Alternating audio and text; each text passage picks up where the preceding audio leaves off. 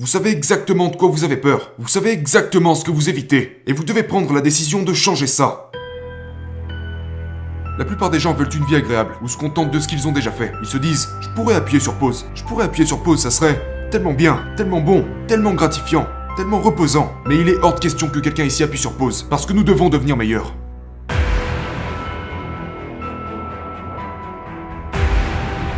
Je veux que vous pensiez à quelque chose rapidement.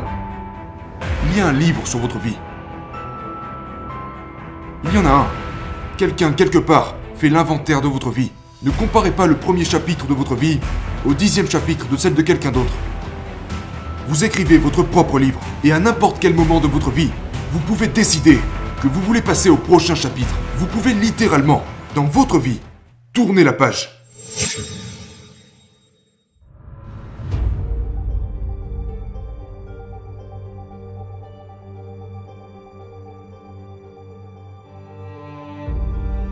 Combien d'entre vous ont des enfants? Levez la main. Moi aussi. J'aime Max et Bella à la maison. Est-ce que vous avez remarqué, quand vous allez les voir jouer à leur match de championnat, et qu'il y a tous ces autres gamins sur le terrain, qui est-ce que vous regardez? Vous regardez les vôtres, presque comme si les autres enfants n'étaient pas là. J'aime bien les enfants, mais où sont les miens? Vous voyez ce que je veux dire? Ou quand vous allez à leur spectacle d'école. Au spectacle d'école de votre fille ou de votre fils, et tous les enfants sont là à chanter. Qui est-ce que vous regardez chanter du début à la fin? Vous regardez vos enfants. Vous les suivez, vous espérez que leur vie soit spéciale et géniale. Vous voulez qu'ils soient heureux, épanouis et confiants. Vous êtes d'accord? Dites oui. Je vais vous donner un secret. Vos enfants vous regardent exactement comme vous. Vos enfants vous regardent. Ils ne voient que vous. Ils ne regardent pas les autres parents. Ils ne regardent pas les autres gens. Ils vous regardent vous. Ils veulent que vous soyez heureux. Ils veulent que vous soyez spécial. Ils veulent que vous réalisiez vos rêves. Ils veulent ça pour vous. En fait, ils le veulent plus parce que ce que vous faites leur montre ce qu'ils peuvent faire. Donc vous avez une double responsabilité. Vous ne pouvez pas passer à côté de ça. Écoutez, vous ne pouvez pas aller voir vos enfants et leur dire qu'ils peuvent être tout ce qu'ils veulent. Parce que s'ils regardent réellement ce que vous faites, ils viendront vous demander « Papa, si je peux être tout ce que je veux, si je peux tout accomplir, comment se fait-il que tu ne le fais pas? Comment se fait-il que maman ne le fait pas ?» Ils pensent à vous, ils regardent ce que vous faites. Nous avons tous atteint un certain âge dans nos vies à partir duquel nous avons compris que nous aimions beaucoup nos parents, mais nous avons compris ce qu'ils sont.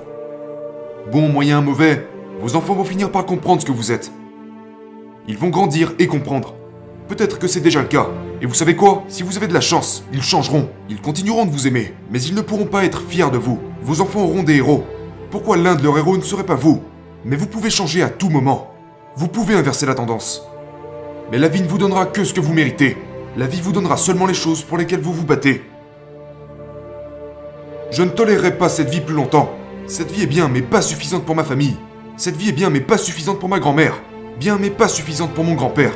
Pour mes parents, mes futurs enfants. Ma vie est bien, mais pas suffisante pour ma famille. Faites ce qu'il faut pour que vos enfants puissent se dire « Il a raison. Je peux faire ça. Je suis fort. Je suis spécial. Je suis né pour une raison. » J'espère vraiment que vous comprenez ça. La vie vous donnera seulement les choses pour lesquelles vous vous battez. Je vais vous parler de ce qu'il vous faut pour devenir un leader. Vous devez sentir et savoir que vous devez guider. Il ne s'agit pas d'attendre que les choses se passent devant vos yeux. Il y a des choses que vous devez savoir. Écoutez, personne ne fera quoi que ce soit pour vous. Vous devez connaître quelques règles. Vous devez prendre vos responsabilités pour votre propre vie. Personne ne vous doit rien, mais vous devez être prêt à tout donner pour les autres. Voilà ce que fait un leader. Il prend ses responsabilités et vous savez exactement ce que vous devez corriger chez vous. Vous savez exactement de quoi vous avez peur. Vous savez exactement ce que vous évitez. Et vous devez prendre la décision de changer ça. Vous savez exactement ce que c'est. Et personne d'autre n'est à blâmer que vous-même. Vous savez ce que vous devez faire différemment. Vous savez quel changement vous devez effectuer. Et si vous faites ça, si vous arrêtez de vous mettre des bâtons dans les roues, vous pourrez gagner. Vous pourrez surmonter vos peurs. Peu importe ce que c'est pour vous. Vous savez exactement ce que c'est. Numéro 2. Vous devez vous battre. Oui, je suis d'accord avec l'idée que vous devez devenir numéro 1. Mais vous ferez mieux de commencer par chercher à devenir la meilleure version de vous-même. Le désir, la volonté de devenir meilleur. Je crois que l'on peut gagner seulement grâce aux choses intangibles, comme l'émotion, l'énergie, la passion. Vous devez trouver tout ça. Vous devez être intense. Cessez de vous soucier de ce que les autres pensent de vous. Vous devez être concentré. Je veux dire, laissez-moi vous montrer de quelle concentration je veux parler. Faites-moi une faveur. Regardez autour de vous dans cette salle et cherchez tout ce qui est brun. Juste brun, brun, brun, brun. Cherchez du brun, du brun. Juste du brun. Cherchez, cherchez, cherchez. Alors, vous trouvez du brun? Vous en avez trouvé? C'est dur de trouver du brun ici, n'est-ce pas? Ok, fermez les yeux. Fermez les yeux. Fermez-les. Fermez-les. Maintenant, dites-moi tout ce que vous avez vu qui était bleu. Ah. Voici ma supposition. Vous avez vu plus de brun que de bleu, n'est-ce pas? Ouvrez les yeux maintenant. Regardez à nouveau autour de vous et cherchez tout ce qui est bleu maintenant. Vous voyez plus de bleu cette fois? Parce que devinez quoi? Nous trouvons ce que nous cherchons. Nous filtrons tout le reste. Vous trouverez ce que vous cherchez, même si ça n'existe pas. Même si ce n'est pas encore là. Si vous cherchez le négatif, si vous cherchez les embûches, si vous cherchez les mauvaises choses, vous les trouverez, même si ce n'est pas censé être là. Mais si vous cherchez la victoire, à gagner, des gens qui changeront votre vie, des moments magiques, vous les trouverez si vous les cherchez. J'ai toujours cherché des mentors, j'ai toujours cherché des gens pour me guider, m'aider à me développer. Et devinez quoi? Je les ai trouvés parce que je les ai cherchés.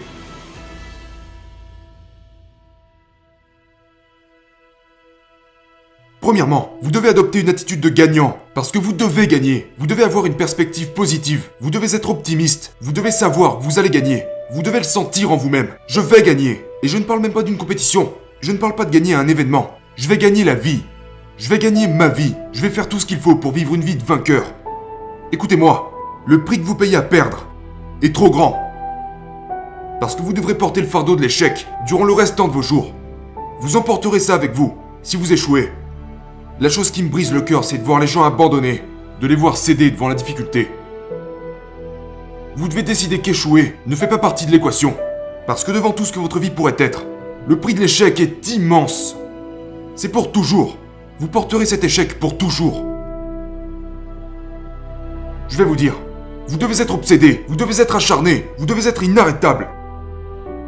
Voilà ce que vous devez faire. Vous devez garder la tête baissée pendant une période de 4 à 6 ans. Et pendant cette période de 4 à 6 ans, vous devez être meilleur que vous ne l'avez jamais été. Nous sommes une famille. Parfois une famille dysfonctionnelle. Mais une famille, on ne s'entend pas toujours. Mais au bout du compte, nous formons ensemble quelque chose d'incroyable. Nous écrivons l'histoire ensemble.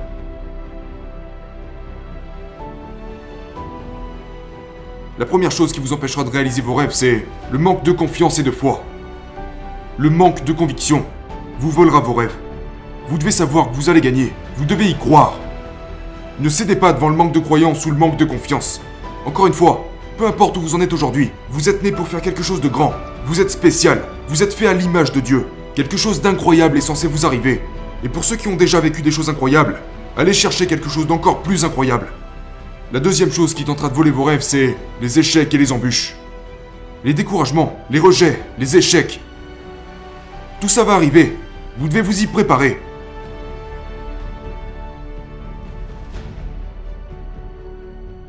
Je savais que des gens étaient meilleurs que moi, qu'il y avait des gens plus talentueux que moi, probablement plus que vous tous. Mais comme mon père m'a dit, la plus grande des compétences, c'est la constance. Vous pourriez me surpasser pendant 30 jours, ou 60 jours, ou 90 jours. Mais vous ne pourrez pas me battre sur 1 an. Vous ne pourrez jamais me surpasser sur 2 ans. Vous ne pourrez jamais me surpasser sur 3 ans. À la fin, c'est moi qui vous aurai. Parce que je me remets toujours au travail. Vous pourriez penser que je suis fini, mais je ne fais que commencer. Je suis trop robuste pour abandonner. La plupart des gens s'arrêtent à mi-chemin dans la plupart des cas. Je savais qu'ils finiraient par fatiguer, qu'ils allaient finir par flancher, par laisser tomber, qu'ils allaient finir par lever le pied, à ralentir, par arrêter de chercher à s'améliorer, à se contenter de leurs acquis, à dépenser tout leur foutu argent. Pendant ce temps, je continue d'accumuler de l'argent, je continue de me lever avant tout le monde. Je continue de me battre, je reste impitoyable, comme vous devriez le faire vous aussi. Ne cédez pas devant tout ça, ne cédez pas devant la peur, ne cédez pas devant les difficultés. Vous allez échouer, ça fait partie du jeu. Et pour finir, la dernière chose qui vous écartera de vos rêves, c'est votre famille et vos amis. C'est leur travail d'essayer de réduire votre niveau de douleur. Aimez-les, mais ne les laissez pas vous écarter de vos rêves. Vous devez leur faire face. Au lieu de les laisser vous écarter de vos rêves, vous devez leur faire comprendre qu'ils ne pourront pas vous arrêter. Écoutez-moi, j'ai eu un oncle comme ça. Il commençait à vouloir me dissuader. Je lui ai dit, hé, ferme-la. Tu veux que je te dise? Tu n'as aucune idée de quoi tu parles. Tu perds ton temps. Tu commences à me gonfler. Et si tu veux continuer à me parler, assure-toi de ne plus jamais me dire un truc comme ça. Faites ça. Dites-leur. Faites-leur savoir. Ok? Faites-leur savoir.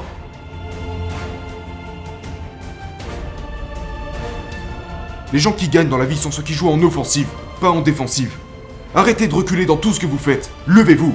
Tenez-vous droit. Marchez différemment. Parlez différemment. Commencez à être la meilleure version de vous-même. Plus vous enterrez vos rêves, plus vous les laissez de côté, plus ils seront durs à retrouver. Il est temps de dépoussiérer vos rêves, de les remettre juste en face de vous, et de vous remettre à leur poursuite dès maintenant. J'espère que vous êtes au clair là-dessus. Vous pouvez avoir une super famille, une super entreprise, une excellente situation financière, vous sentir bien dans votre peau, voyager et faire tout ce que vous voulez. Mais vous devez poursuivre vos rêves. Maintenant, écoutez-moi, faites-le, plongez dans l'inconfort. Ne négociez pas. N'essayez pas de négocier avec votre conscience. La négociation, c'est la perte, ok? Les gens irréalistes dirigent le monde. Arrêtez de vouloir être réaliste. Rappelez-vous de ça. Étrange, riche. Normal, pauvre. Levez-vous. Faites de vos rêves une réalité. Faites de votre vie un chef-d'œuvre. Vous devez prendre une décision. Écoutez-moi. Vous devez prendre une décision. Mais quelle décision? Quelle est la chose que vous êtes venu chercher ici? Eh bien, nous y sommes. Les gens disent tout le temps, « Hey, la vie est courte. » Laissez-moi dire ça. La vie peut être longue. 2 minutes passées avec votre petit ami ou à faire quelque chose que vous aimez faire, ces 2 minutes passent vite, n'est-ce pas? Qu'en est-il des 2 dernières minutes passées sur un tapis roulant? On a l'impression que ces 2 minutes se sont transformées en 4 heures, n'est-ce pas? Donc si vous passez du bon temps, ça sera court. Si c'est douloureux, ça sera long. La vie peut être longue. La plupart des gens veulent une vie agréable ou se contentent de ce qu'ils ont déjà fait. Ils se disent « Je pourrais appuyer sur pause.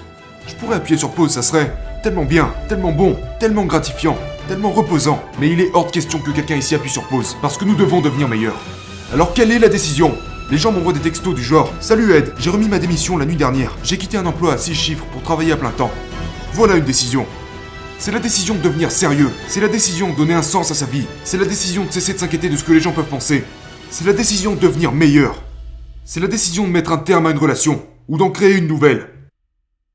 De se bouger. C'est la décision d'arrêter de se droguer, d'arrêter l'alcool. Quelle est cette décision? Tout de suite, quelle est-elle? Soyez honnête avec vous-même. Quelle est cette décision? Qu'est-ce qui vous fait douter? De quoi avez-vous peur? Faites-y face.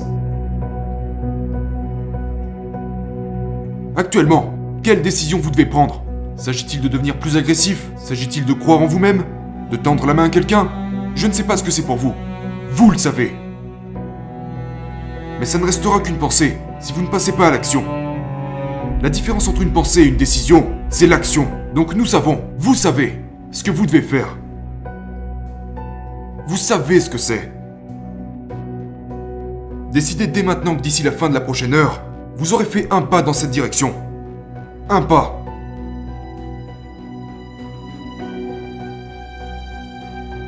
Je veux que vous pensiez à quelque chose rapidement. Il y a un livre sur votre vie. Il y en a un. Quelqu'un, quelque part, fait l'inventaire de votre vie. Ne comparez pas le premier chapitre de votre vie au 10e chapitre de celle de quelqu'un d'autre. Vous écrivez votre propre livre, et à n'importe quel moment de votre vie, vous pouvez décider que vous voulez passer au prochain chapitre. Vous pouvez littéralement, dans votre vie, tourner la page. Et décider que les chapitres précédents de votre vie sont de l'histoire ancienne. C'est comme l'Ancien Testament, le Nouveau Testament, la vieille histoire, la nouvelle histoire. Elles sont connectées, ces histoires sont liées, mais vous pouvez à tout moment tourner la page et donner naissance à la nouvelle histoire.